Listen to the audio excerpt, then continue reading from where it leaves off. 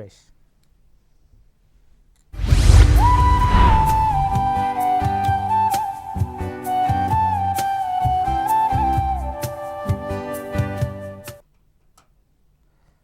ಪ್ರಿಯ ವೀಕ್ಷಕರೇ, ಇವತ್ತು ವಿಶ್ವ ಪುಸ್ತಕ ದಿನಾಚರಣೆ.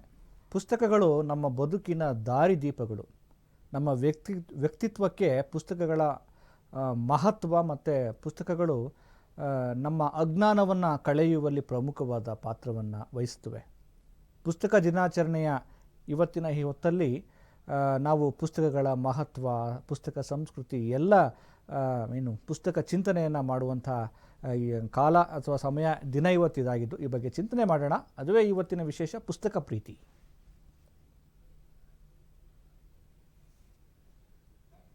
ಎಸ್ ಪ್ರೀತಿಯ ವೀಕ್ಷಕರೇ, ಇವತ್ತಿನ ಈ ಪುಸ್ತಕ ಪ್ರೀತಿ ವಿಶೇಷ ಚರ್ಚಾ ಕಾರ್ಯಕ್ರಮದಲ್ಲಿ ನಮ್ಮೊಂದಿಗೆ ಭಾಗಿಯಾಗಿದ್ದಾರೆ ಪುಸ್ತಕ ಪ್ರಕಾಶಕರು ಮತ್ತು ಪುಸ್ತಕ ಸಂಸ್ಕೃತಿಯ ಪರಿಚಾರಕರು ಆಗಿರುವಂಥ ರೂಪಾ ಮತ್ತಿಕೆರೆ ಅವರು. ಮೇಡಮ್, ಕಾರ್ಯಕ್ರಮಕ್ಕೆ ಆತ್ಮೀಯ ಸ್ವಾಗತ. ಧನ್ಯವಾದ. ಮೊದಲನೇದಾಗಿ ನಿಮಗೆ ವಿಶ್ವ ಪುಸ್ತಕ ದಿನಾಚರಣೆಯ ಶುಭಾಶಯಗಳು.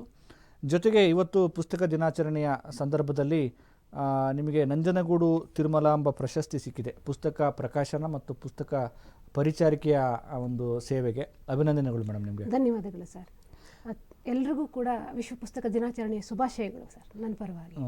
ಮೊದಲನೇದಾಗಿ ಮೇಡಮ್, ಇವತ್ತು ನಾವು ವಿಶ್ವ ಪುಸ್ತಕ ದಿನಾಚರಣೆಯನ್ನು ಆಚರಣೆ ಮಾಡ್ತಿದ್ದೀವಿ.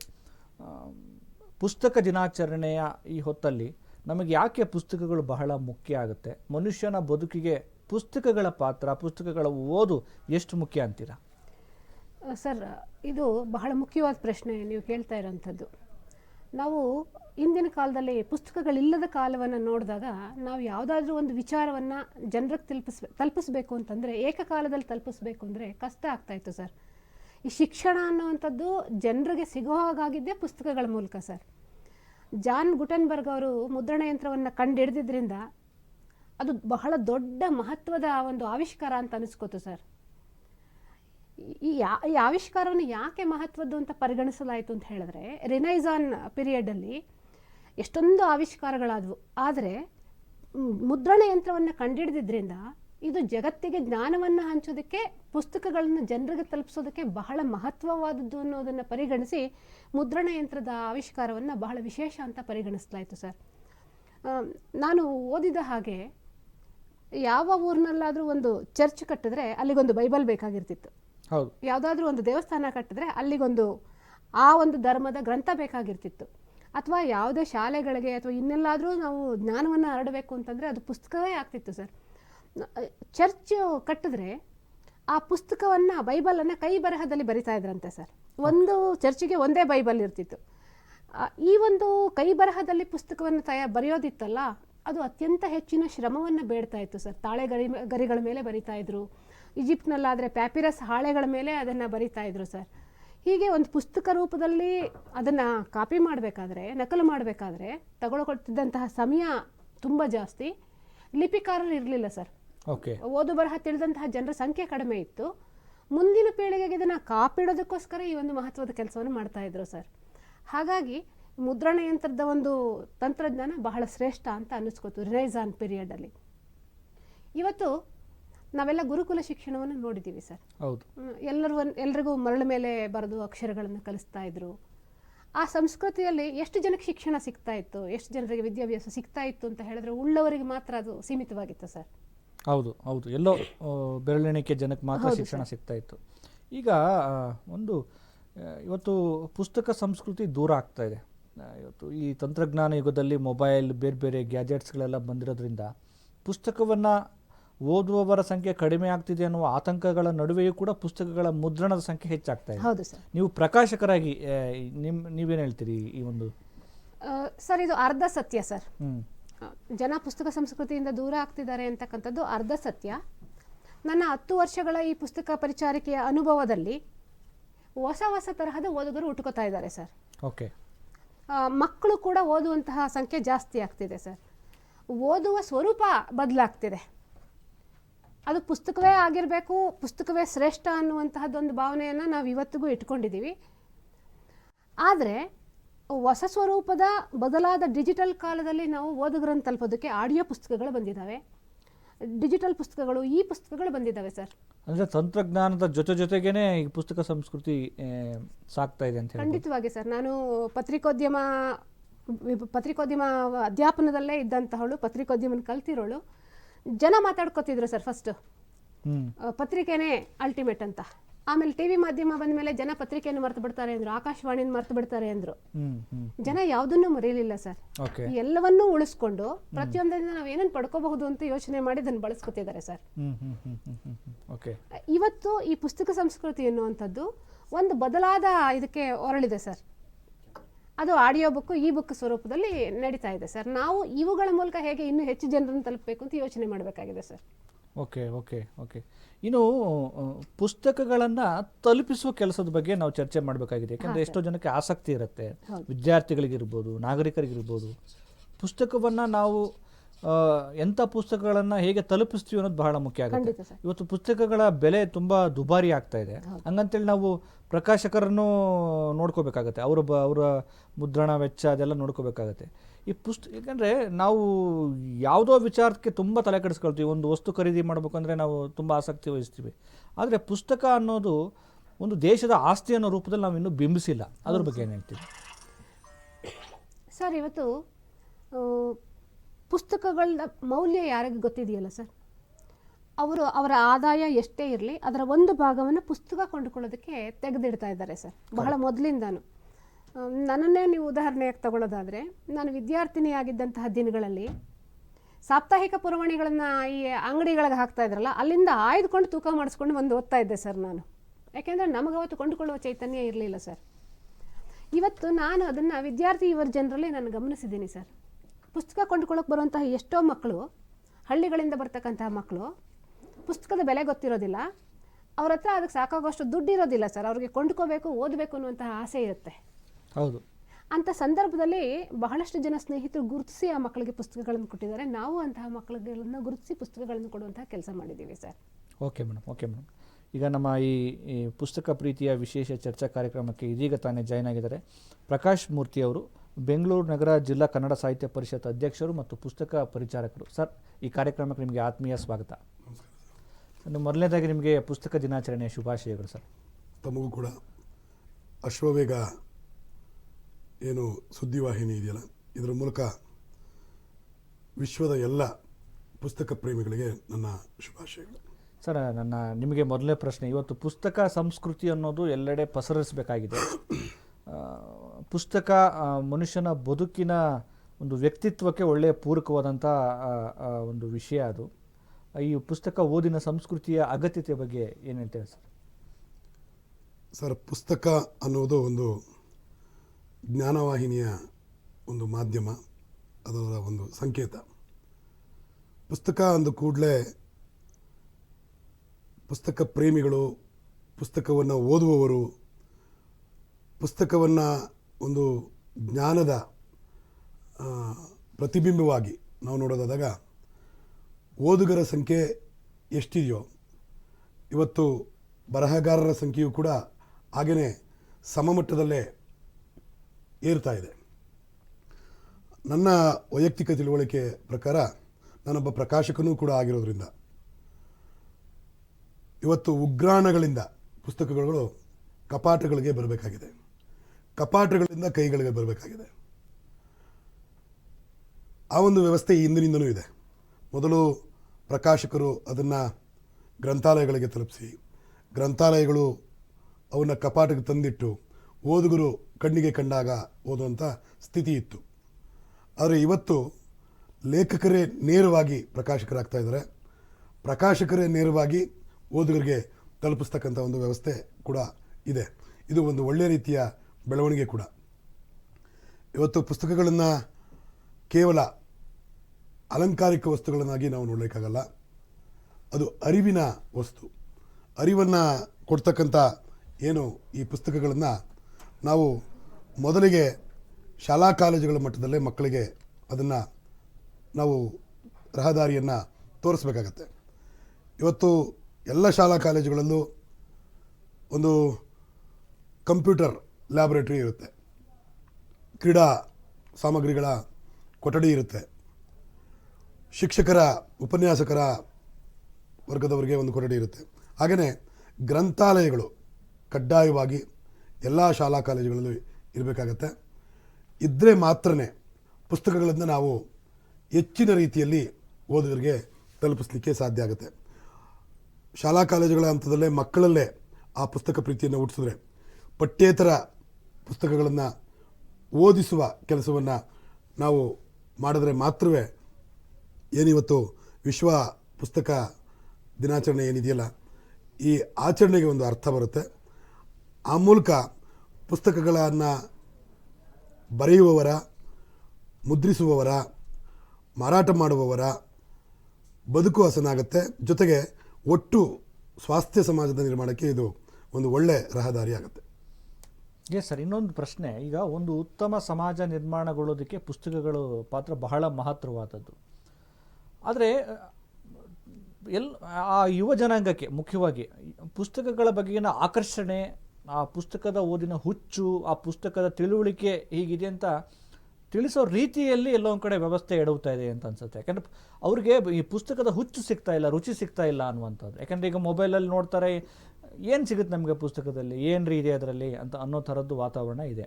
ಅದನ್ನು ಹೇಗೆ ಮಾಡಬಹುದು ಅಂತ ಈಗ ಇನ್ನು ಕನ್ನಡ ಸಂಸ್ಕೃತಿ ಇಲಾಖೆ ಇರ್ಬೋದು ಅಥವಾ ಏನು ಪರಿಷತ್ ಇರ್ಬೋದು, ಬೇರೆ ಬೇರೆ ಸಂಘ ಸಂಸ್ಥೆಗಳು ಜನರಲ್ಲಿ ಪುಸ್ತಕದ ಓದಿನ ಅರಿವನ್ನು ವಿಸ್ತರಿಸೋ ಕೆಲಸಗಳು ಹೇಗೆ ಮಾಡ್ಬೋದು ಅಂತ ಅದು ಒಂದೊಂದು ಚಾಲೆಂಜಿಂಗ್ ಇದೆ ಸರ್. ಇಲಾಖೆ, ಸರ್ಕಾರ, ಪರಿಷತ್ತು ಇವುಗಳ ಆಚೆಗೆ ಪುಸ್ತಕ ಪ್ರೀತಿಯನ್ನು ಹರಡ್ತಕ್ಕಂಥ ಕೆಲಸ ಮೊದಲು ಆಗಬೇಕಾಗಿರ್ತಕ್ಕಂಥದ್ದು ಮೊದಲು ಶಾಲಾ ಕಾಲೇಜುಗಳ ಮಟ್ಟದಲ್ಲಿ ಮತ್ತು ಮನೆಯ ಮಟ್ಟದಲ್ಲಿ, ನಮ್ಮ ಮನೆಗಳಲ್ಲಿ ಮೊದಲಾಗಬೇಕು. ಕರೆಕ್ಟ್. ಯಾವುದೋ ಕೇಂದ್ರೀಯ ಗ್ರಂಥಾಲಯಕ್ಕೆ ಹೋಗಿ ನಮ್ಮ ಮಕ್ಕಳು ಓದಿ ಬರಲಿ. ಹಿಂದೆ ಒಂದು ಕಾಲ ಇತ್ತು, ಪುಸ್ತಕಗಳು ಭಾಳ ಸೀಮಿತವಾದ ಸಂಖ್ಯೆಯಲ್ಲಿ ಮುದ್ರಣ ಆಗ್ತಾಯಿದ್ವು, ಸೀಮಿತವಾದ ಓದುಗರಿದ್ದರು. ಅವತ್ತು ಅಕ್ಷರಸ್ಥರ ಸಂಖ್ಯೆಯೂ ಭಾಳ ಕಡಿಮೆ ಇತ್ತು. ಇವತ್ತು ಅಕ್ಷರಸ್ಥರ ಸಂಖ್ಯೆ, ವಿದ್ಯಾವಂತರ ಸಂಖ್ಯೆ ತುಂಬ ಆಗಿದೆ ಕೂಡ. ಪ್ರತಿ ಮನೆಯಲ್ಲೂ, ನನ್ನ ವೈಯಕ್ತಿಕವಾದ ತಿಳುವಳಿಕೆ, ಪ್ರತಿ ಮನೆಯಲ್ಲಿಯೂ ಕೂಡ ಒಂದು ಅಲಂಕಾರಿಕ ಕಪಾಟ್ ಇದ್ದೇ ಇರುತ್ತೆ. ಅಲ್ಲಿ ನಾವು ಒಂದಷ್ಟು ಅಲಂಕಾರಿಕ ವಸ್ತುಗಳನ್ನು ಇಟ್ಟು ಅದಕ್ಕೊಂದು ಬೆಳಕನ್ನು ಚೆಲ್ಲಿ ನಮ್ಮ ಮನೆಯ ಅಲಂಕಾರವನ್ನು ಹೆಚ್ಚಿಸ್ಕೊಳ್ತೇವೆ.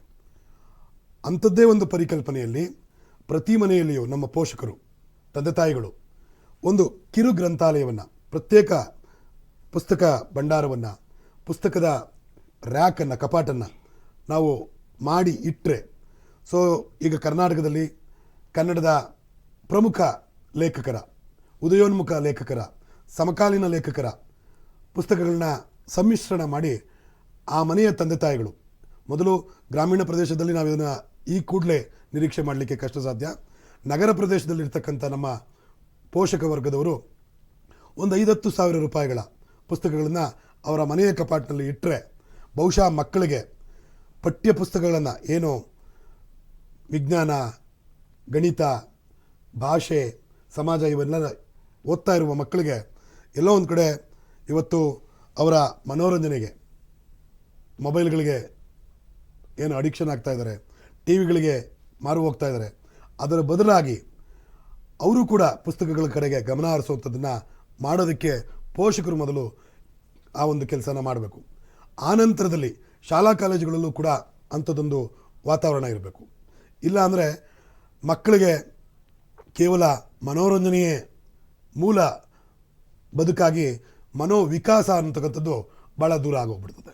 ಪುಸ್ತಕಗಳನ್ನು ಓದೋದ್ರ ಮೂಲಕ ಮನೋರಂಜನೆ ಮತ್ತು ಮನೋವಿಕಾಸ ಎರಡೂ ಆಗೋದ್ರಿಂದ ಮಕ್ಕಳಿಗೆ ಮನೋರಂಜನೆಯ ಜೊತೆಗೆ ಮನೋವಿಕಾಸ ಆಗುವ ಹಾಗೆ ಪುಸ್ತಕಗಳಿಗೆ ಸದಾ ಅವರ ಕಣ್ಣು ಹಾಯುವ ಹಾಗೆ ನಾವು ಮಾಡಬೇಕು. ಓಕೆ ಓಕೆ ಓಕೆ ಮೇಡಮ್, ಈಗ ಈ ಪ್ರಸ್ತುತ ವ್ಯವಸ್ಥೆಯಲ್ಲಿ ಅನೇಕ ತಲ್ಲಣಗಳು ನಾವು ನೋಡ್ತಾ ಇದ್ದೀವಿ. ಯುವಕರು ದುಶ್ಚಟಗಳಿಗೆ ಬಲಿಯಾಗ್ತಿದ್ದಾರೆ, ಆಮೇಲೆ ಮತೀಯ ಚಟುವಟಿಕೆಗಳಲ್ಲಿ ಭಾಗಿಯಾಗ್ತಾ ಇದ್ದಾರೆ.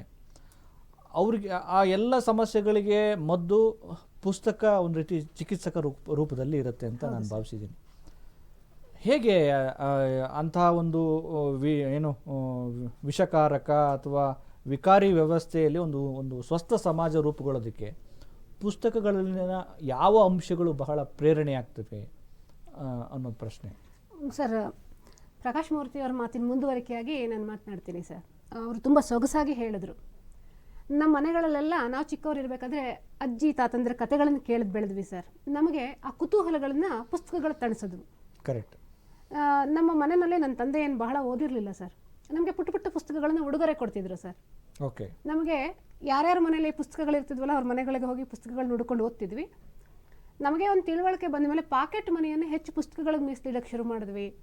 ಬಟ್ಟೆಗೆ ಅಂತ ದುಡ್ಡು ಕೊಟ್ಟರೆ ಅದನ್ನು ಪುಸ್ತಕಗಳಿಗೆ ಮೀಸಲಿಡೋಕ್ಕೆ ಶುರು ಮಾಡಿದ್ವಿ ಸರ್. ಇದರ ಅಂಗವಾಗಿ ಹೇಳೋದಾದರೆ ನಾವು ಸರ್ ತುಂಬ ಚೆನ್ನಾಗಿ ಹೇಳಿದ್ರು, ಮನೆಗಳಿಂದ ಶುರುವಾಗಬೇಕು ಅಂತ. ನಾವು ನಮ್ಮ ಮಕ್ಕಳಿಗೆ ಇವತ್ತು 50 ರೂಪಾಯಿಗೆ ಒಂದು ಚಾಕ್ಲೇಟ್ ಕೊಡಿಸ್ತೀವಿ, ಅಥವಾ ಏನೋ ಒಂದು 100 ರೂಪಾಯಿಗೆ ಒಂದು ಆಟಿಕೆ ವಸ್ತು ಕೊಡಿಸ್ತೀವಿ ಸರ್. ಅದರ ಜೊತೆಗೆ ಒಂದು ಪುಟ್ಟ ಪುಸ್ತಕವನ್ನು ಕೊಡಬೇಕು. ಆದರೆ ನಮ್ಮ ಕಾಲಘಟ್ಟದಲ್ಲಿ ನಾವು ಓದಿದ ಹಾಗೆ ಇವತ್ತಿನ ಮಕ್ಕಳ ಪರಿಸ್ಥಿತಿ ಇಲ್ಲ. ಅದಕ್ಕೆ ಅವ್ರ ಕಾರಣ ಅಲ್ಲ. ತಂದೆ ತಾಯಿಗಳು ಏನು ಮಾಡಬೇಕು ಅಂದರೆ ಆ ಪುಟ್ಟ ಪುಸ್ತಕದ 2 ಪುಟವನ್ನಾದರೂ ಅವ್ರ ಮಕ್ಕಳಿಗೆ ಇಷ್ಟ ಆಗುವಂಗೆ ಓದೋದು ಶುರು ಮಾಡಬೇಕು ಸರ್. ಓದಿನ ರುಚಿ ಚಿಕ್ಕನ್ನಲ್ಲೇ ಬಂದರೆ ಖಂಡಿತವಾಗಿ ಸರ್, ಬೌದ್ಧಿಕ ವಿಕಾಸಕ್ಕೆ ಕಾರಣ ಆಗುತ್ತೆ. ಖಂಡಿತವಾಗಿ ಸರ್. ಈಗ ನಮ್ಮಲ್ಲಿ ಪುಸ್ತಕ ಕೊಂಡುಕೊಳ್ಳೋದಕ್ಕೆ ಎಷ್ಟೊಂದು ಜನ ಸ್ನೇಹಿತರು ಬರ್ತಾರೆ ಸರ್. ನಮ್ಮ ಮಕ್ಕಳು ಓದೋಲ್ಲ, ಹೇಗೆ ಓದಿಸೋದು ಅಂತಂದರೆ ನಾನು ಹೇಳ್ತೀನಿ, ಇದು ಮಕ್ಕಳ ಹೊಣೆ ಅಲ್ಲ, ನಿಮ್ಮ ಹೊಣೆ. ನೀವೇನು ಮಾಡಿ, ನಿಮ್ಮ ಮಗುವಿನ ಜೊತೆಲಿ ಒಂದು ಗುಣಮಟ್ಟದ ಸಮಯ ಕಳೀರಿ. ಆ ಸಂದರ್ಭದಲ್ಲಿ ಮಗುವಿಗೆ ನಿಮ್ಮ ಜೊತೆಲಿ ಕೂರಿಸ್ಕೊಂಡು ಆ ಪುಸ್ತಕವನ್ನು ತೋರಿಸ್ತಾ ಒಂದು ಪುಟನ ಓದಿ ಹೇಳಿ ಅಂತ ಹೇಳ್ತೀನಿ ಸರ್. ಫೈನ್ ಮೇಡಮ್, ಚರ್ಚೆ ಮಾಡೋಣ. ಈಗ ಫೋನೋದಲ್ಲಿ ನಮಗೆ ಫೋನ್ ಸಂಪರ್ಕದಲ್ಲಿ ಪತ್ರಕರ್ತರಾದಂಥ RJ ಹಳ್ಳಿ ನಾಗರಾಜ್ ಅವರಿದ್ದಾರೆ, ಅವ್ರು ಮಾತಾಡ್ಸೋಣ. ಸರ್ ನಮಸ್ಕಾರ. ನಮಸ್ಕಾರ, ಮಾತಾಡಿ ಸರ್. ಸರ್ ನಿಮಗೆ ಪುಸ್ತಕ ದಿನಾಚರಣೆ ಶುಭಾಶಯಗಳು ಸರ್. ತಮಗೂ ಕೂಡ ಶುಭಾಶಯಗಳು ಸರ್. ಸರ್, ಪುಸ್ತಕ ಪ್ರೀತಿ, ಪುಸ್ತಕ ಸಂಸ್ಕೃತಿ ಎಲ್ಲೆಡೆ ಅದು ಹಬ್ಬಬೇಕು, ಪಸರಿಸಬೇಕು, ಈ ಬಗ್ಗೆ ಏನು ಹೇಳ್ತೀರಿ? ಎಲ್ರಿಗೂ ನಮಸ್ಕಾರ. ಹಾಂ ಸರ್. ನಾನು ಒಬ್ಬ ಲೇಖಕ, ಪತ್ರಕರ್ತನಾಗಿ, ಒಬ್ಬ ಪುಸ್ತಕ ಪ್ರೇಮಿ ಮತ್ತು ಪುಸ್ತಕ ಓದುಗನಾಗಿ ಇವತ್ತು ಕೆಲವು ವಿಚಾರಗಳನ್ನ ಪುಸ್ತಕ ಓದಿನ ಬಗ್ಗೆನೇ ಕೂಡ ಮಾತಾಡಬೇಕಾಗಿದೆ. ಹಾಂ ಸರ್. ನಾವು ಓದನ್ನ ಕಳ್ಕೊಂಡ್ಬಿಟ್ಟಿದೀವಿ ಇವತ್ತು. ಒಂದು ಅರ್ಥದಲ್ಲಿ ಒಂದು ರೀತಿ ಬರೀ ಕೇಳುಗರಾಗಿದ್ದೀವಿ, ನೋಡುಗರಾಗಿದ್ದೀವಿ. ಓಕೆ. ಓದನ್ನು ಕಳ್ಕೊಂಡಿದ್ದೀವಿ ಅಂತಂದ್ರೆ ಒಳ್ಳೆ ಓದನ್ನ, ಒಳ್ಳೆ ಪುಸ್ತಕಗಳ ಓದನ್ನ, ಒಳ್ಳೆ ಪುಸ್ತಕ ಓದಿನ ಸಂಸ್ಕೃತಿಯನ್ನ ಕಳ್ಕೊಂಡ್ಬಿಟ್ಟಿದೀವಿ ನಾವು. ಈಗ ತಾನೇ ಮೇಡಮ್ ಅವರು ಮಾತಾಡೋದು ಕೆಲವು ಮಾತುಗಳನ್ನ ಸುಮ್ಮನೆ ಕೇಳಿದೆ ನಾನು ಕೊನೆಯ ಒಂದು ನಿಮಿಷದಲ್ಲಿ. ನಾವು ಮನೆಯಲ್ಲಿ ಮಕ್ಕಳಿಗೆ ಓದುವ ಸಂಸ್ಕೃತಿಯನ್ನ ಕಲಿಸಬೇಕಾಗಿದೆ, ಪುಸ್ತಕದ ಒಡನಾಟವನ್ನ ಕಲಿಸಬೇಕಾಗಿದೆ ಇವತ್ತು. ಓಕೆ. ಮನೆಯಲ್ಲಿ ಏನಾಗ್ಬಿಟ್ಟಿದೆ ಅಂತ ಹೇಳಿದ್ರೆ, ಪೇರೆಂಟ್ಸ್ಗಳಿಗೆಲ್ಲ ಇಂಗ್ಲಿಷ್ ವ್ಯಾಮೋಹ ಜಾಸ್ತಿ ಆಗ್ಬಿಟ್ಟು ಕನ್ನಡದ ಬಗ್ಗೆ, ಕನ್ನಡ ಪುಸ್ತಕದ ಬಗ್ಗೆ ಪ್ರೀತಿ ಮತ್ತು ವ್ಯಾಮೋಹ ಹೊರಟೋಗ್ಬಿಟ್ಟಿದೆ ಇವತ್ತು. ನಾವೆಲ್ಲ ಚಿಕ್ಕವರಿದ್ದಾಗ ಅನೇಕ ಮನೆಗೆ ಬರ್ತಾ ಇದ್ದಂತ ಪತ್ರಿಕೆಗಳಲ್ಲಿ ಮಕ್ಕಳ ಕಥೆಗಳನ್ನ, ಮಕ್ಕಳ ಕವಿತೆಗಳನ್ನ ಓದ್ತಾ ಇದ್ವಿ ನಾವು. ಉದಾಹರಣೆಗೆ ಸುಧಾ ಆಗಿರ್ಬೋದು, ಮಯೂರ ಆಗಿರ್ಬೋದು, ಬೇರೆ ಬೇರೆ ಪತ್ರಿಕೆಗಳಲ್ಲಿ ಬರ್ತಾ ಇದ್ದ ಕಥೆಗಳಾಗಿರ್ಬೋದು, ಆ ಥರದ್ದೆಲ್ಲ ಓದ್ತಾ ಇದ್ವಿ. ಇವತ್ತು ಅದು ಇಲ್ಲವಾಗಿದೆ. ಇಂಗ್ಲಿಷ್ ಶಿಕ್ಷಣದ ವ್ಯಾಮೋಹದಲ್ಲಿ ಕನ್ನಡ ಕಳೆದು ಹೋಗ್ತಾ ಇದೆ ಅನ್ನೋದು ಬಹಳಷ್ಟು ಜನಕ್ಕೆ ಗೊತ್ತಿರುವಂತ ವಿಚಾರಣೆ. ನಾನೇನು ಅದನ್ನ ಹೊಸದಾಗಿ ಹೇಳ್ಬೇಕಾಗಿಲ್ಲ. ಈ ನೋಡಿ, ನಾವೆಲ್ಲ ಚಿಕ್ಕವರಿದ್ದಾಗ ಪಠ್ಯದಲ್ಲಿ ಅನೇಕ ಒಳ್ಳೊಳ್ಳೆ ರೈಮ್ಸ್ಗಳು, ಕನ್ನಡದಲ್ಲಿ ಶಿಶುಗೀತೆಗಳು ಅಂತ ಹೇಳ್ತೀವಿ, ಅವಿದ್ವು. ನನಗೆ ಗೊತ್ತಿರಂಗೆ ಬೋಳುವಾರ್ ಮೊಹಮ್ಮದ್ ಕುಯಿ ಎನ್ನುವರು ತಟ್ಟು ಚಪ್ಪಾಳೆ ಪುಟ್ಟ ಮಗು ಅನ್ನುವಂತ ಒಂದು ಪುಸ್ತಕವನ್ನ ಎಡಿಟ್ ಮಾಡಿದ್ದಾರೆ. ಅದ್ರಲ್ಲಿ ಕಡಿಮೆ ಅಂದ್ರೆ ಒಂದು 100 ಮಕ್ಕಳ ಕವಿತೆಗಳಿದಾವೆ, 100 ಚಿತ್ರಗಳಿದಾವೆ. ಉದಾಹರಣೆಗೆ ನನ್ನ ತಕ್ಷಣಕ್ಕೆ ನೆನಪಾಗುವಂಥದ್ದು ಸಂತೆಗೆ ಹೋದನು ಭೀಮಣ್ಣ, ಇಂಡಿಯಾ ಕೊಂಡನು 10 ಮಣ ಅನ್ನೋದು. ಆಮೇಲೆ ಬಾರೆಲೆ ಅಕ್ಕಿ ಬಣ್ಣದ ಅಕ್ಕಿ ಅನ್ನೋದಾಗಿರ್ಬೋದು. ಆಮೇಲೆ ಅಜ್ಜನ ಕೋಲಿದು ನನ್ನಯ್ಯ ಕುದುರೆ, ಹೆಜ್ಜೆಗೆ ಕುಣಿಯುವ ಕುದುರೆ, ಕಾಟೆ ಓಡದಿ ಕುಣಿದ ಕುದುರೆ, ಈ ತರದ್ದು. ಅಂದ್ರೆ ಮಕ್ಕಳಿಗೋಸ್ಕರ ಬರೆದಂತ GP ರಾಜರತ್ನಂ ಅವರಾಗಿರ್ಬೋದು, ಕಾವ್ಯಾನಂದರದಾಗಿರ್ಬೋದು, ಕುವೆಂಪು ಅವ್ರದ್ದಾಗಿರ್ಬೋದು, ಈ ತರದ ಕವಿತೆಗಳನ್ನ ಮಕ್ಕಳಿಗೆ ನಾವು ಇವತ್ತು ಕಲಿಸ್ತಾ ಇಲ್ಲ. ಇಂಗ್ಲಿಷ್ ರೈಮ್ಸ್ ಗಳನ್ನ ಬಿಟ್ಬಿಟ್ಟು ಕನ್ನಡದ ಶಿಶುಗೀತೆಗಳಿಗೆ ನಾವು ಒತ್ತು ಕೊಡ್ಬೇಕಾಗಿದೆ ಇವತ್ತು. ಆಮೇಲೆ ಮಕ್ಕಳಿಗೆ ಯಾವ್ದಾರ ಒಂದೆರಡು ಪದ್ಯ ಹೇಳ್ರಪ್ಪ ಅಂದ್ರೆ ಅದೇ ಹಳೆ ಪದ್ಯಗಳೇ, ಜಾನಿ ಜಾನಿ ಎಸ್ ಪಾಪ ಅಂತ ಅದೊಂದು ಹೇಳೋದು, ಇನ್ನೊಂದು 2-3 ಇದಾವೆ. ಅಂದ್ರೆ ಶಿಶು ಸಾಹಿತ್ಯ ತುಂಬಾ ಸಮೃದ್ಧವಾಗಿದೆ. ನಾನು ಯಾಕೆ ಉದಾಹರಣೆ ಕೊಟ್ಟೆ ಅಂತ ಅಲ್ಲ, ನಿಮ್ಗೆ ಯಾಕೆ ಉದಾಹರಣೆ ಕೊಟ್ಟೆ ಅಂದ್ರೆ, ನಾನು ಜಾನಿ ಜಾನಿ ಪಪ್ಪ, ಆಮೇಲೆ ರೈನ್ ಗೋ ಅವೇ ಅನ್ನೋದಾಗ್ಲಿ ಈ ತರದ್ದಲ್ಲ. ನಮ್ಮಲ್ಲಿ ಸಂಸ್ಕೃತಿ ಇಲ್ಲ. ಮಳೆ ಬಂದ್ರೆ ಖುಷಿ ಪಡ್ತೀವಿ. ಇವತ್ತು ಬೆಂಗಳೂರಲ್ಲಿ ಮಳೆ ಇಲ್ಲ, ರಾಜ್ಯದಲ್ಲಿ ಅನೇಕ ಕಡೆ ಮಳೆ ಇಲ್ಲ.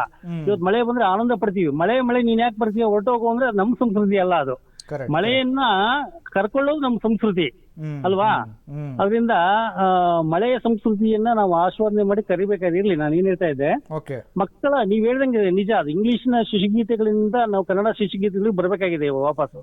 ನಾನು ಅಂದ್ರೆ ಅನೇಕ ಪುಟ್ಟ ಕಥೆಗಳು, ತುಂಬಾ ಚೆನ್ನಾಗಿರುವಂತ ಕಥೆಗಳು ಕನ್ನಡದಲ್ಲಿದೆ. ನಾನು ತಕ್ಷಣಕ್ಕೆ ಇನ್ನೊಂದು ನಿಮ್ಗೆ ನೆನ್ಪು ಮಾಡ್ತೀನಿ. ಡಾಕ್ಟರ್ ಅನುಪಮ ನಿರಂಜನ ಅವರ ಸಾಧನೆ ಬಹಳ ದೊಡ್ಡದು ಕನ್ನಡದಲ್ಲಿ. ಹ್ಮ್ ಅವರು ದಿನಕ್ಕೊಂದು ಕಥೆಗಳು ಅಂತ ಬರೆದ್ರು. ಹ್ಮ್ ತಮ್ಮ ಇಬ್ಬರು ಹೆಣ್ಣು ಮಕ್ಕಳಿಗೆ ಅವರು ಊಟ ತಿಳಿಸುವಾಗ ಒಂದು ಕತೆ ಹೇಳ್ಬೇಕಾಗಿತ್ತು. ಓಕೆ ಒಂದು ಸಣ್ಣ ಕತೆ ಹೇಳೋ ಸಿಕ್ಕರೆ ಅದಕ್ಕೆ ಒಂದು ಕಾಲ್ಪನಿಕವಾದ ಅನೇಕ ವಿಚಾರಗಳನ್ನು ಸೇರಿಸ್ತಾ ತಾಯಿ ಚಂದ್ರನ್ ತೋರ್ಸೋದು, ಚುಕ್ಕಿ ತೋರಿಸ್ದಂಗ್ ಮಾಡೋದು, ಅಲ್ಲಿ ಯಾವ್ದೋ ಗುಬ್ಬಿ ತೋರ್ಸೋದು, ಕಾಗೆ ತೋರ್ಸೋದು, ಗಿಳಿ ತೋರ್ಸೋದು, ಈ ತರ ತೋರಿಸಿ ತನ್ನ ಮಕ್ಕಳಿಗೆ ಊಟವನ್ನ ತಿನ್ಸ್ಬೇಕಕ್ಕೆ ಹ್ಮ್ ಅಲ್ವಾ. ಆ ತರದ್ದು ದಿನಕ್ಕೊಂದು ಕಥೆಗಳು ಅಂತ ಇದೆ. ಚೈತ್ರ, ವೈಶಾಖ, ಜ್ಯೇಷ್ಠ, ಆಷಾಢ ಈ ತರದ್ದು ಏನಿದೆ 12 ಕೂಡ ಈ ಮಾಸಗಳಿಗೆ ಸಂಬಂಧಪಟ್ಟ ಪುಸ್ತಕ ಬಂದಿದೆ. ಓಕೆ ಅದನ್ನ ಕೊಟ್ಟು ಓದಿಸ್ಬೇಕು. ತುಂಬಾ ಚೆನ್ನಾಗಿರೋ ಕಥೆಗಳಿದಾವೆ ಅದರಲ್ಲಿ. ನಾವೆಲ್ಲ ನನ್ನ ಮಕ್ಕಳಿಗೆ ಬೇರೆಯವರಿಗೆಲ್ಲ ಗಿಫ್ಟ್ ಕೊಡ್ತಾ ಇದ್ವಿ ನಾವು ಅದನ್ನ.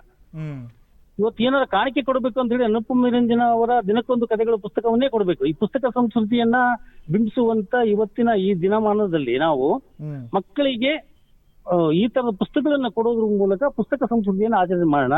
ಹ್ಮ್ ವಿಶ್ವದಾದ್ಯಂತ ಪುಸ್ತಕ ದಿನವನ್ನ ಅರ್ಥಪೂರ್ಣವಾಗಿ ಆಚರಿಸೋಣ ಅನ್ನೋದು ನನ್ನ ಒಂದು. ತುಂಬಾ ಎರಡನೇದು, ಧನ್ಯವಾದಗಳು ಸರ್ ನಿಮ್ಮ ಎಲ್ಲ ಮನೆಯಲ್ಲಿ ನಾವು ಪುಸ್ತಕ ಒಂದು ಕೊನೆಯ ಮಾತು ಹೇಳ್ಬಿಡ್ತೀನಿ. ಹೇಳಿ ಸರ್ ನಾವು ಮನೆಯಲ್ಲಿ ಪುಸ್ತಕ ಸಂಗ್ರಹವನ್ನು ಹೊಂದಿರಬೇಕು. ಹ್ಮ್ ಅದನ್ನ ಮನೆಯಲ್ಲಿ ಮಕ್ಕಳು ಓದ್ಕೊಳ್ಳೋದು ಅಷ್ಟೇ ಅಲ್ಲ, ಬಂದ ಪೇರೆಂಟ್ಸ್ಗಳು ಯಾರಾದ್ರೂ ಹೊರಗಡೆಯಿಂದ ಬಂದಿರೋರು, ಸ್ನೇಹಿತರುಗಳು ಅವರು ಓದುವಂತ ಸಂಸ್ಕೃತಿ ಇರಲೇಬೇಕು. ಹ್ಮ್ ನನ್ನ ಮನೆಯಲ್ಲಿ ಕಡಿಮೆ ಅಂದ್ರೂ ಒಂದು 5,000 ಮೇಲೆ ಪುಸ್ತಕಗಳು ಇಟ್ಟಿದೀವಪ್ಪ ನಾವು. ಹ್ಮ್ ಅನೇಕ ಪುಸ್ತಕಗಳು ಓದದೇ ಇರಬಹುದು, ಸಂದರ್ಭ ಬಂದಾಗ ಅದನ್ನು ಓದ್ತೀವಿ.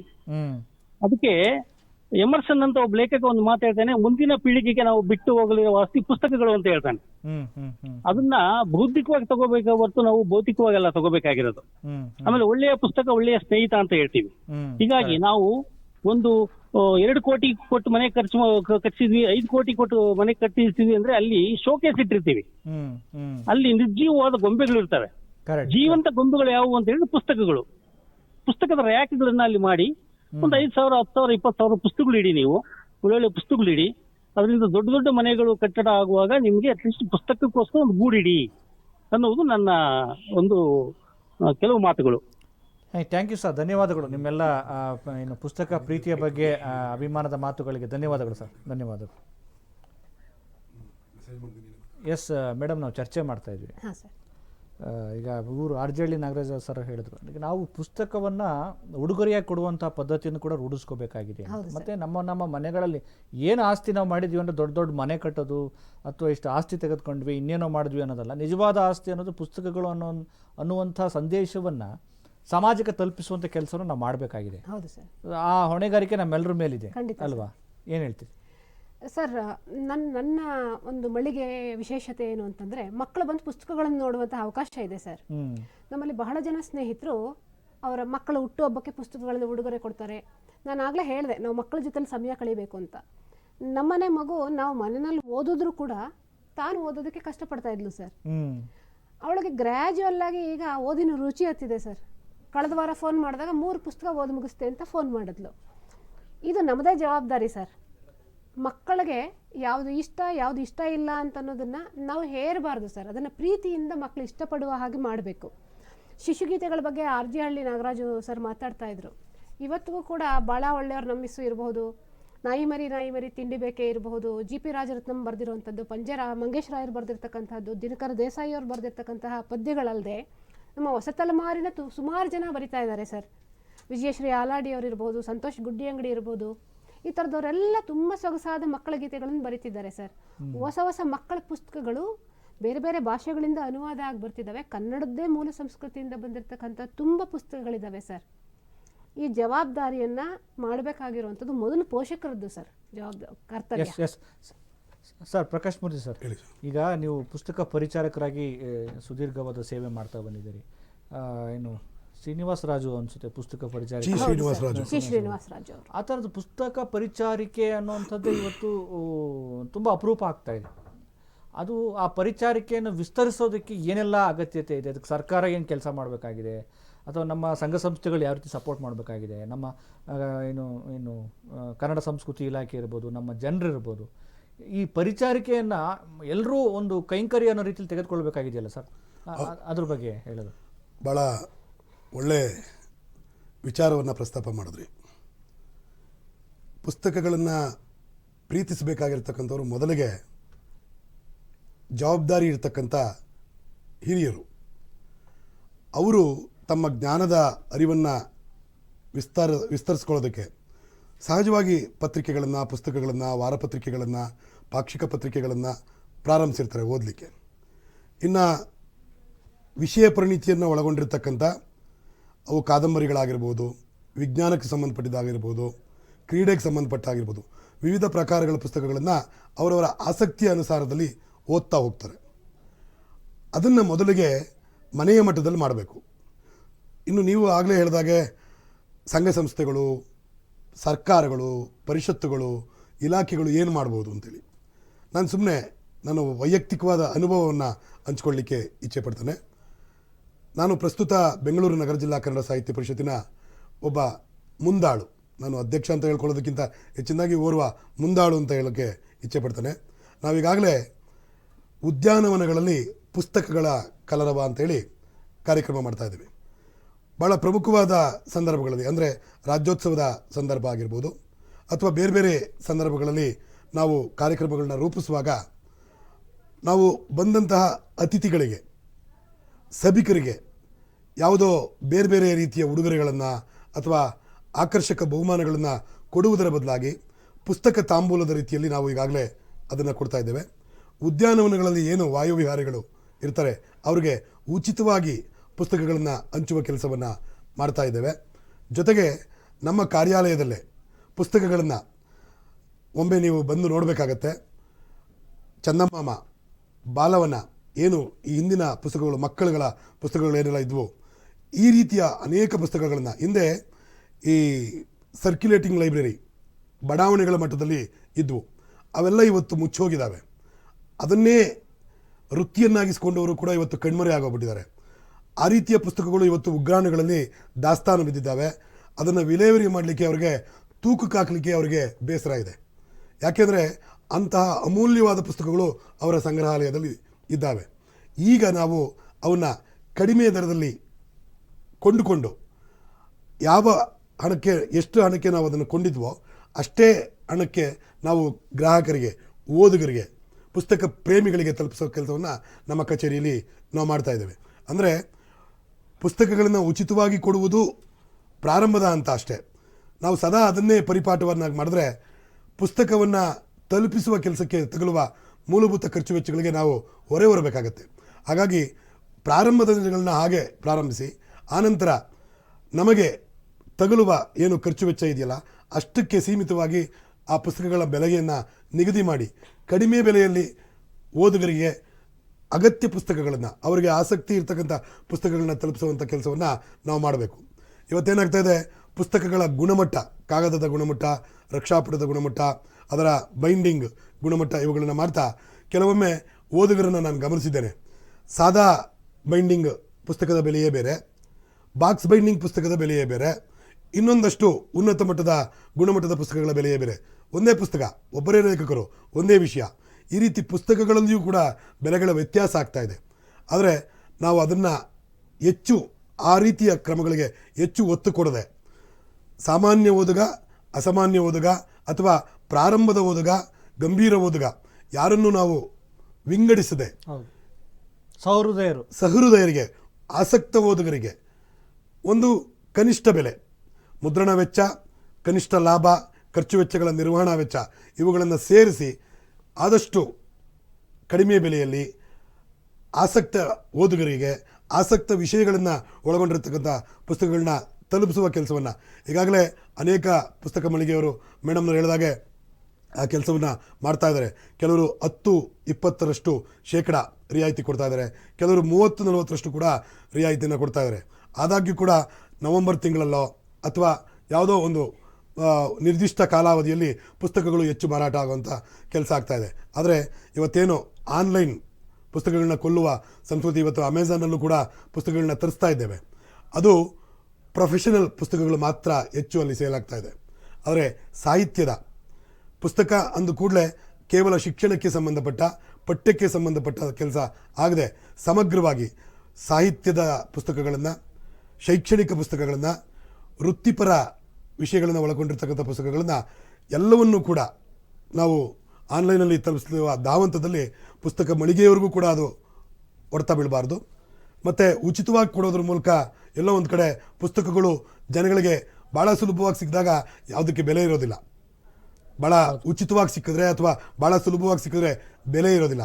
ಮೊದಲು ಓದುವ ಕುತೂಹಲ, ಓದುವ ಕ್ರಮ, ಓದುವ ಚಿಂತನೆ ಇವುಗಳನ್ನು ಮಕ್ಕಳಲ್ಲಿ ಮನೆ ಮಟ್ಟದಲ್ಲಿ, ಶಾಲಾ ಕಾಲೇಜುಗಳ ಮಟ್ಟದಲ್ಲಿ ಪ್ರಾರಂಭಿಸಿದ್ರೆ ಆನಂತರ ಅವರೇ ಅವ್ರಿಗೆ ಬೇಕಾದ ಪುಸ್ತಕಗಳನ್ನು ಆನ್ಲೈನ್ ಮೂಲಕವೋ, ಮಳಿಗೆಯಲ್ಲೋ, ಗ್ರಂಥಾಲಯಗಳಲ್ಲೋ ಉಚಿತವಾಗಿ ಸಿಕ್ಕಿದ ಕಡೆಯೋ, ರಿಯಾಯಿತಿ ದರದಲ್ಲಿ ಸಿಕ್ಕಿದ ಕಡೆಯೋ ತಗೊಂಡು ಓದ್ಕೊಳ್ತಕ್ಕಂಥ ಒಂದು ಪ್ರಕ್ರಿಯೆ ಪ್ರಾರಂಭ ಆಗುತ್ತೆ. ಈಗಾಗಲೇ ಅದು ಚಾಲ್ತಿಯಲ್ಲಿದ್ದರೂ ಕೂಡ ಪ್ರಕಟವಾಗುತ್ತಿರುವ ಪುಸ್ತಕಗಳ ಸಂಖ್ಯೆಗೂ ಮಾರಾಟವಾಗುತ್ತಿರುವ ಪುಸ್ತಕಗಳ ಸಂಖ್ಯೆಗೂ ಓದುಗರ ಸಂಖ್ಯೆಗೂ ಅಗಾಧವಾದ ಅಂತರ ಇದೆ. ಆ ಅಂತರವನ್ನು ಇಳಿಸಿದಾಗ ಬಹುಶಃ ಪುಸ್ತಕಗಳ ಮಹತ್ವ ಇನ್ನೊಂದಷ್ಟು ಹೆಚ್ಚಾಗುತ್ತೆ. ತುಂಬ ಒಳ್ಳೆ ಮಾತಾಡಿದ್ರಿ ಸರ್.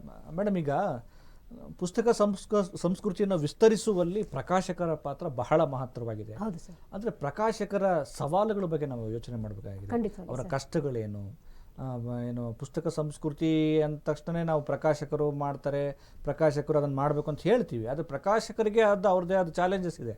ಹೌದು ಸರ್. ಅದನ್ನು ಹಂಚ್ಕೊಳ್ಳೋದಾದರೆ ಸರ್, ಕಳೆದ 2 ವರ್ಷಗಳಲ್ಲಿ ಮುದ್ರಣ ಕಾಗದದ ಬೆಲೆ ಕನಿಷ್ಠ 12ರಿಂದ 14 ಸಾರಿ ಹೆಚ್ಚಾಗಿದೆ ಸರ್. ಓಕೆ. ಮುದ್ರಣದ ಇಂಕಿನ ಬೆಲೆ ಆಗಲಿ ಎಲ್ಲವೂ ಜಾಸ್ತಿ ಆಗಿದೆ. ಈಗ ಸಾಮಾನ್ಯವಾಗಿ ನಾವು ಎಲ್ಲವನ್ನೂ ಸರಳವಾಗಿ ಯೋಚನೆ ಮಾಡ್ತೀವಿ. ಪ್ರಕಾಶಕರು ಮುದ್ರಣ ಮಾಡಿದಂತಹ ಪುಸ್ತಕಗಳನ್ನ ನೇರವಾಗಿ ಓದುಗರಿಗೆ ತಲುಪಿಸೋದಕ್ಕೆ ಬಹಳ ಸಂದರ್ಭಗಳಲ್ಲಿ ಸಾಧ್ಯ ಆಗೋದಿಲ್ಲ ಸರ್. ಈಗ ಇನ್ನೊಂದು ಮಾತು ನಾನು ಸೇರ್ಸಕ್ಕೆ ಬಯಸ್ತೀನಿ. ಈಗ ಪುಸ್ತಕ ಸಂಸ್ಕೃತಿ ಅನ್ನೋದು ಈಗ ಪುಸ್ತಕೋದ್ಯಮ ಆಗಿದೆ ಅಲ್ವಾ ಸರ್? ಉದ್ಯಮ ಅನ್ನುವಂತಹ ಒಂದು ಜೊತೆಗೆ ಒಂದು ಸಂಸ್ಕೃತಿಯ ಭಾಗವಾಗಿಯೂ ಅದನ್ನು ನಾವು ನೋಡಬೇಕಾಗತ್ತೆ ಸರ್. ಕಂಪ್ಲೀಟ್ ಆಗಿ ಅದನ್ನು ಉದ್ಯಮ ಅಂತ ನಾವು ನೋಡಿದಾಗ ಏನಾಗುತ್ತೆ, ಒಂದು ಸಾಮಾಜಿಕ ಜವಾಬ್ದಾರಿ ಅದರಿಂದ ಹೊರತಾಗಿ ಉಳ್ಕೊಂಡ್ಬಿಡುತ್ತೆ ಸರ್.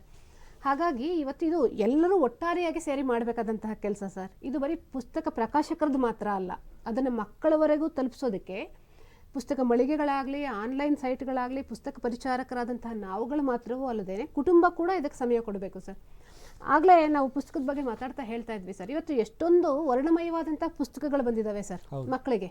ಮೊದಲೆಲ್ಲ ನಾವು ಚಿಕ್ಕವರಾಗಿದ್ದಾಗ ನೀವು ಗಮನಿಸಿದ್ರೆ ನಮ್ಮ ಜನ್ರೇಷನ್ನವರು ಪುಸ್ತಕಗಳು ಬ್ಲ್ಯಾಕ್ ಆ್ಯಂಡ್ ವೈಟಲ್ಲಿ ಬರ್ತಾ ಇದ್ವು ಸರ್.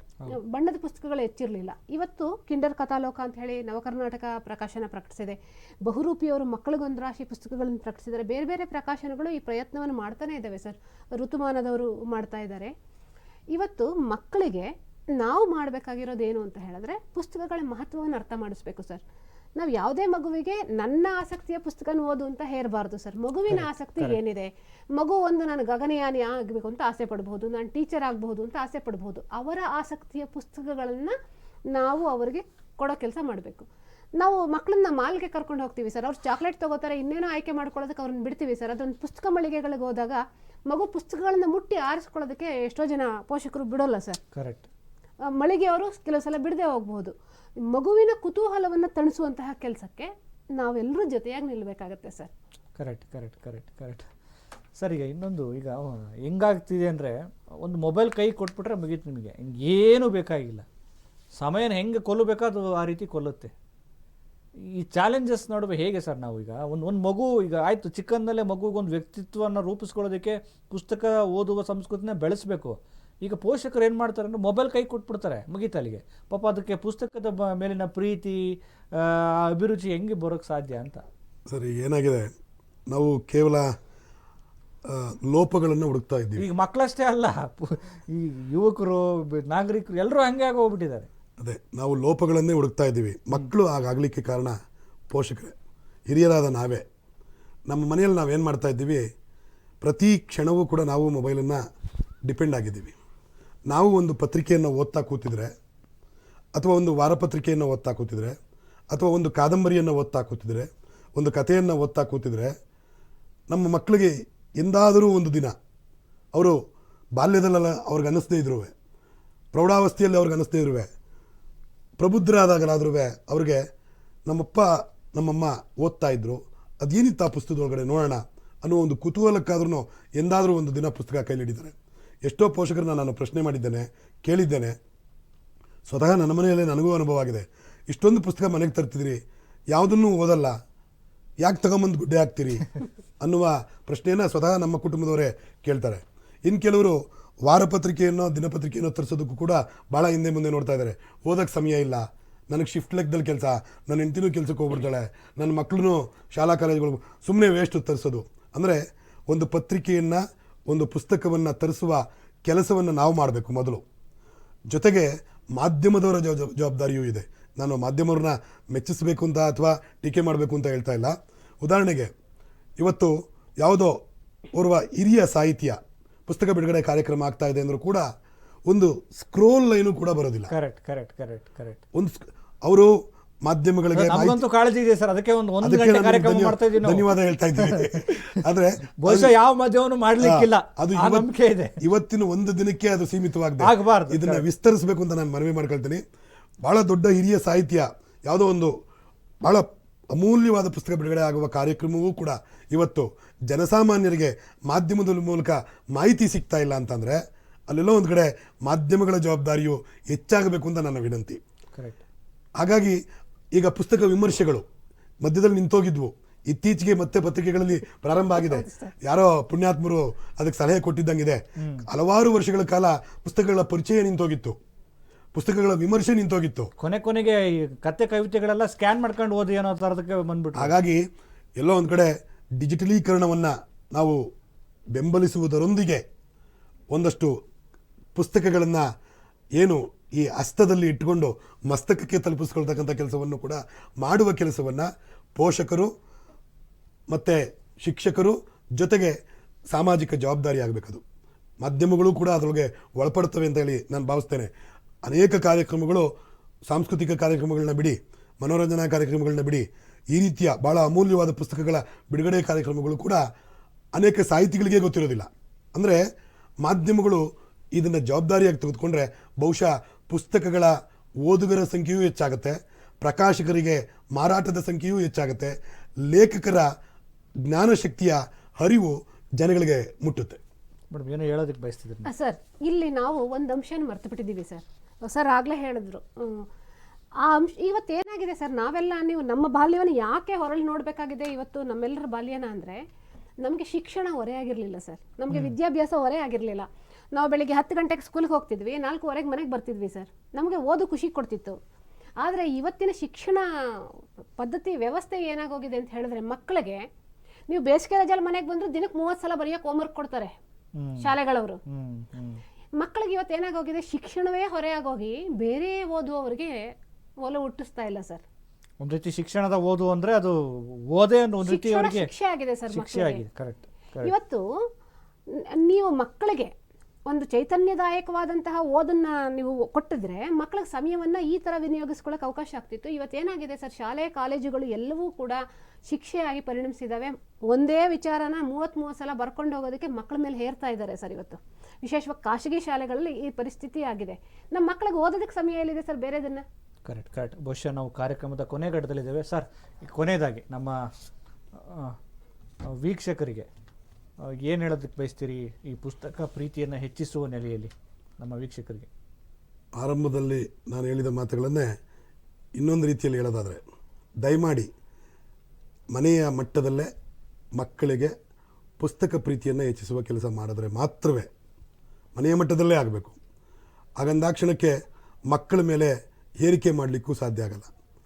ಮಕ್ಕಳಿಗೆ ಬೇಕಾಗಿರ್ತಕ್ಕಂಥ ಇವತ್ತು ಮಕ್ಕಳ ಸಾಹಿತ್ಯವನ್ನು ನಾವು ಹುಡುಕಾಟ ಮಾಡ್ತಾ ಇದ್ದೇವೆ. ಮಕ್ಕಳ ಸಾಹಿತ್ಯಗಳನ್ನು ಅಥವಾ ಮಕ್ಕಳ ಸಾಹಿತ್ಯವನ್ನು ಭಾಳ ನಿರ್ಲಕ್ಷ್ಯ ಧೋರಣೆಯಿಂದ ನೋಡ್ತಾ ಇದ್ದೇವೆ. ಮಕ್ಕಳ ಸಾಹಿತಿಗಳು ಇದ್ದಾರೆ, ಮಕ್ಕಳ ಸಾಹಿತ್ಯವನ್ನು ಒಳಗೊಂಡಿರ್ತಕ್ಕಂಥ ಪುಸ್ತಕಗಳು ಇದ್ದಾವೆ.